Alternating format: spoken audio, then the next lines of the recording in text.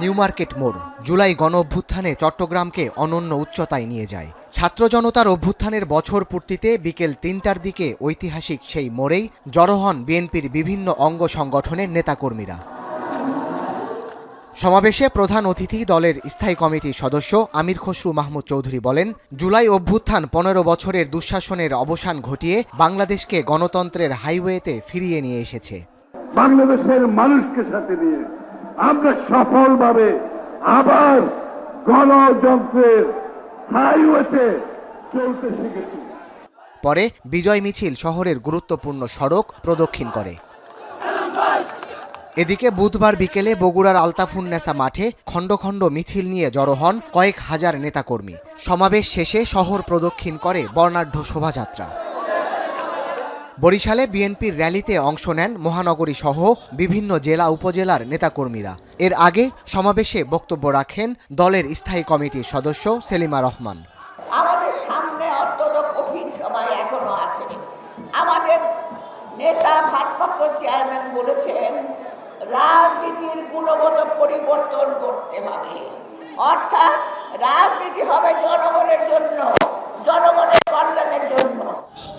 বৈরী আবহাওয়া উপেক্ষা করে সিলেটে বিজয় র্যালিতে অংশ নেন হাজারো নেতাকর্মী। ফ্যাসিবাদ পতনের বর্ষপূর্তিতে উচ্ছ্বাস প্রকাশ করেন নেতাকর্মীরা। র্যালিতে অংশ নিয়ে বিএনপি নেতা মঈন খান জানান, জুলাই ঘোষণাপত্রের মাধ্যমে বাংলাদেশে গণতন্ত্রের পথ সুগম হয়েছে।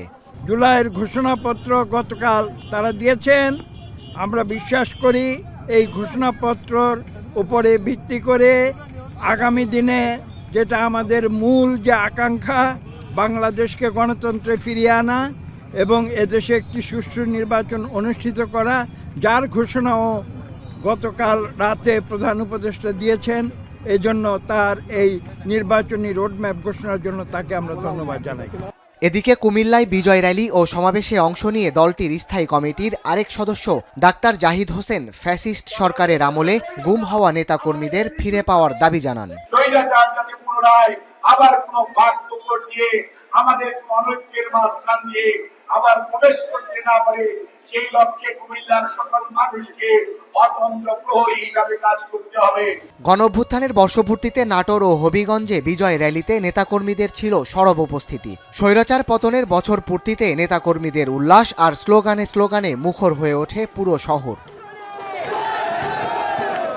এদিকে মাগুরা জেলা বিএনপির আয়োজনে শহরের নোমানী ময়দান থেকে বর্ণাঢ্য শোভাযাত্রা বের হয়। এ সময় নেতাকর্মীরা বলেন, একদলীয় শাসন ব্যবস্থার অবসান ঘটিয়ে জনগণের আন্দোলনের মাধ্যমে গণতন্ত্র পুনঃপ্রতিষ্ঠা পেয়েছে।